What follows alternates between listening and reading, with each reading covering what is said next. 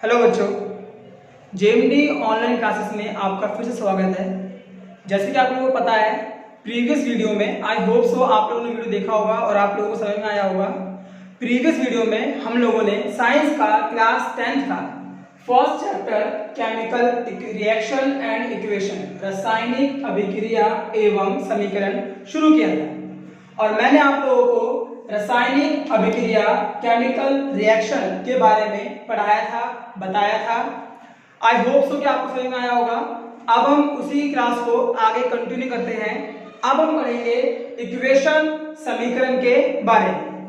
जैसा कि आपको पता है, इक्वेशन को मैंने डिवाइड किया है 3 भाग में, या आप ये कह सकते हो कि हम इन 3 पार्ट्स को पढ़ेंगे जो हमारे इक्वेशन के बारे में। सबसे पहले हम पढ़ेंगे इक्वेशन के अंदर उसकी परिभाषा, उसकी डेफिनेशन। फिर हम पढ़ेंगे ways of writing chemical equation, रासायनिक समीकरण को लिखने का तरीका। उसके बाद पढ़ेंगे टाइप्स ऑफ इक्वेशन, रासायनिक समीकरण के प्रकार, कि रासायनिक समीकरण कितने प्रकार के होते हैं। चलिए शुरू करते हैं। सबसे पहले हमारा आता है डेफिनेशन, परिभाषा, कि एक इक्वेशन क्या होता है। तो जैसे कि मैं बताया था आपको कि chemical equation is a symbolic representation of chemical reaction in which the symbols of elements and formulas of compounds are used in the place of their name। Explain करते हैं अच्छे से। जैसे कि मैं बताया था आप लोगों को कि जब भी कोई दो एलिमेंट्स या दो से ज्यादा एलिमेंट्स आपस में रिएक्शन करते हैं, क्यों करते हैं ये मैंने पढ़ाया हुआ आपको पहले से, कि हर एक एलिमेंट चाहता है अपने शेल को, अपने इलेक्ट्रॉनिक कॉन्फ़िगरेशन को पूरा करना और वो एक स्टेबल स्ट्रक्चर प्राप्त करना चाहता है, तो इसीलिए वो अभिक्रिया करता है। अब जब हम उस अभिक्रिया के अंदर एग्जांपल लेते हैं, हमने अभिक्रिया करी कार्बन प्लस में ऑक्सीजन, बन गया कार्बन डाइऑक्साइड। तो जब आप इस कार्बन की जगह उस कार्बन के सिंबल को, मतलब C, ऑक्सीजन की जगह उसके सिंबल को मतलब O2, कार्बन डाइऑक्साइड एक कंपाउंड है तो उसके फार्मूला की जगह, मीन्स उसके नाम की जगह उसका फार्मूला CO2 का उपयोग करते हैं, यूज किया जाता है in the place of their name, उनके नाम की जगह, तो उसे हम लोग केमिकल इक्वेशन, रासायनिक समीकरण कहते हैं। हिंदी में देखो आप लोग, रासायनिक समीकरण किसी भी रासायनिक अभिक्रिया का प्रतीकात्मक, सिंबॉलिक, सिंबल, प्रतीक लिखना, आपको निरूपण दर्शाना होता है, जिसमें तत्वों और यौगिकों के प्रतीक, तत्व के प्रतीक और यौगिक का सूत्र। ध्यान रखना, सिंबल किसका होगा, एलिमेंट का होगा, सूत्र किसका होगा, फार्मूला किसका होगा, कंपाउंड का होगा, ठीक है, उपयोग किया जाता है, उसे हम लोग केमिकल इक्वेशन, समीकरण कहते हैं। सही ना आप लोगों को? आगे बढ़ते हैं। अब आपका है ways of writing chemical equation, रासायनिक समीकरण लिखने के तरीके, कि अगर हमें किसी भी रासायनिक समीकरण को लिखना है तो कौन कौन से रूल को, कौन कौन से नियम को फॉलो करना होता है। तो इसको हम पढ़ते हैं 1 by 1। 5 पॉइंट है आपके, 5 रूल है। आई होप कि आपको इस 5 पॉइंट से अच्छे समझ में आएगा। पढ़ते हैं ways of writing chemical equation, रासायनिक सूत्र लिखने के नियम। तो पहला है हमारा symbols of elements should be used, मतलब तत्वों के प्रतीक का उपयोग होना चाहिए। मतलब आपको जो तत्व है उनके सिंबल्स का यूज करना है, उनका नाम का यूज नहीं करना है, सिंबल का यूज करना है। आगे बढ़ते हैं। Formula of compounds should be used, यौगिकों के सूत्र का उपयोग होना चाहिए। मतलब जो आपने कंपाउंड बनाया है, जब भी कोई दो एलिमेंट या दो से ज्यादा एलिमेंट मिल रहे हैं और दो या एक कंपाउंड बन रहा है, तो आपको उस कंपाउंड के सूत्र का उपयोग करना है। आगे बढ़ते हैं।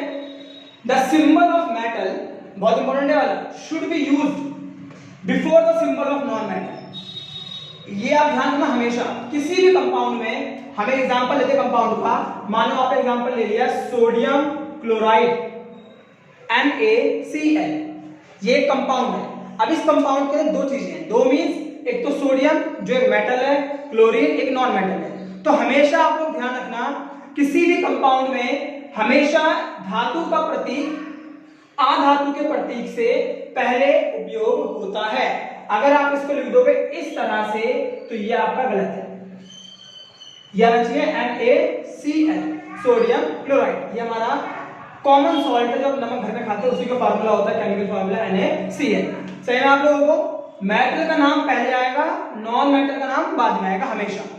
आगे बढ़ते हैं। फोर्थ रूल है हमारा, the state of all elements compounds should be mentioned. सभी तत्वों और यौगिकों की अवस्था का निरूपण होना आवश्यक है, बहुत जरूरी है।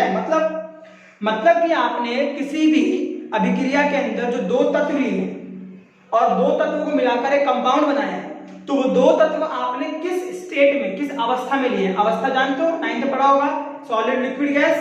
तो वो जो आपने एलिमेंट लिया है वो सॉलिड है, लिक्विड है या गैस है, मतलब किस फॉर्म में है। और जो उन एलिमेंट्स को मिलाकर जो कंपाउंड बना है, वो कंपाउंड किस फॉर्म में बना है? वो सॉलिड बना है, वो लिक्विड बना है, या फिर वो गैस बना है, या वो एक्वस फॉर्म में बना है। आपको ये सब कुछ लिखना पड़ता है हर एक एलिमेंट के साथ में। S for solid, L for liquid, G for gas and AQ for aqueous. Aqueous means जलीय सॉल्यूशन, पानी का विलयन। तो आपको उसका सिंबल स्टेट जो है, आपको हर एलिमेंट का, हर कंपाउंड शुड बी मेंशन। सभी तत्वों और यौगिकों की अवस्था का निरूपण होना चाहिए। बहुत मस्त है, बहुत जरूरी है। लास्ट है हमारा, the equation should be balanced. मान लो एग्जाम में आपको कोई भी एग्जाम्पल लिखना पड़ा, कोई भी आपने इक्वेशन लिखा और आपने उस इक्वेशन को बैलेंस नहीं किया, तो आपका वो इक्वेशन गलत है। जो एग्जामिनर होंगे वो आपको उस इक्वेशन को पूरा काट देंगे। कभी भी एग्जाम में, किसी भी टेस्ट में, किसी भी होमवर्क, कुछ भी कर रहे हो आप, कभी भी आपको इक्वेशन को अनबैलेंस नहीं छोड़ना। चाहे उसने आपसे कहा है नहीं कहा है, वो आपको मैटर नहीं करता, आपको उसको बैलेंस करना होगा। तो आपकी जो इक्वेशन है शुड बी बैलेंस, समीकरण जो है आपका वो संतुलित होना चाहिए। अब बहुत से बच्चों को डाउट आएगा कि क्या बैलेंसिंग क्या होता है, संतुलित करना क्या होता है, तो वो मैं सिखाऊंगा आपको आगे। फिलहाल आगे बढ़ते हैं। तो वेज ऑफ राइटिंग, लिखने का तरीका हो गया। अब आपका आ गया टाइप्स, मतलब प्रकार। जो समीकरण है, जो इक्वेशन है, वो कितने प्रकार के होते हैं उसकी बात कर लेते हैं। तो बेसिकली दो प्रकार के हैं, टाइप्स में दो प्रकार के हैं। पहला आपको दिख रहा होगा, यहाँ पर मैं नंबर लिख रहा हूँ, बेशक कंफ्यूजन ना हो, ये फर्स्ट और ये आपका सेकंड।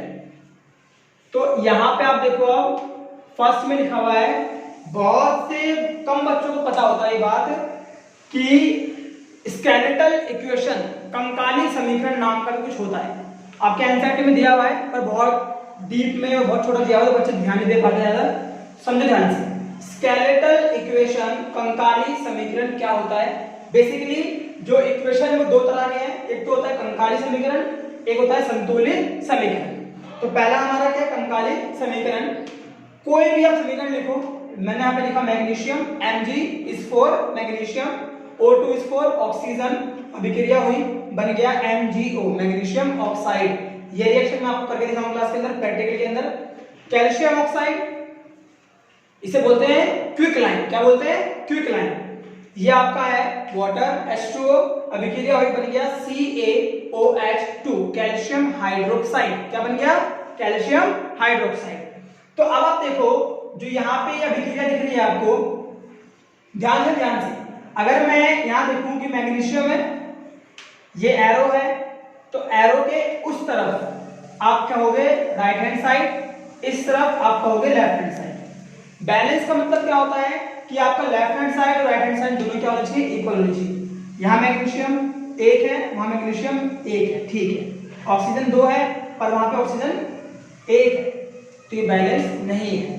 जो भी रिएक्शन मींस जो भी रिएक्शन का जो इक्वेशन है वो अगर बैलेंस नहीं है, उसे हम लोग स्केलेटल इक्वेशन कहते हैं, या फिर अनबैलेंस्ड, असंतुलित इक्वेशन, समीकरण कहते हैं।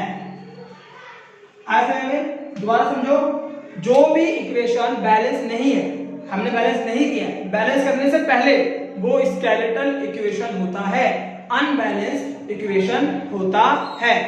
फर्स्ट टाइप तो ये हो गया। अब आपने उसको बैलेंस कर दिया, क्या कर दिया, बैलेंस। तो बैलेंस करने के बाद जो आपका रिएक्शन बना, जो इक्वेशन बना, उसे हम बोलेंगे बैलेंस्ड इक्वेशन, संतुलित समीकरण।